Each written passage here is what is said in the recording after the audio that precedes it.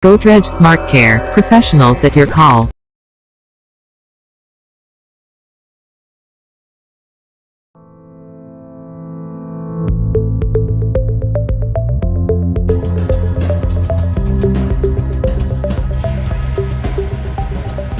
In case of an issue of low cooling or no operation in window air conditioner, low cooling or no cooling may be found when window AC is in on mode.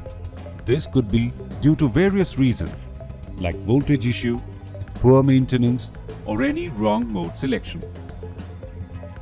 Check the input voltage in your stabilizer. If input voltage is low, please use the appropriate voltage stabilizer as recommended in the user manual as per capacity. If voltage is found normal, the compressor will start after 3 minutes due to time delay. Check the remote control mode selection in the window AC display. Unit may be auto off if the sleep mode is selected. To cancel the sleep mode, press the mode button in the remote control and change to cool mode.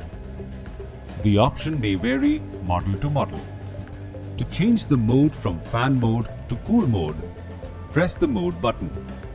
If the air filter is found dirty, please remove them and wash the filters. You can also refer the filter cleaning process video on our website.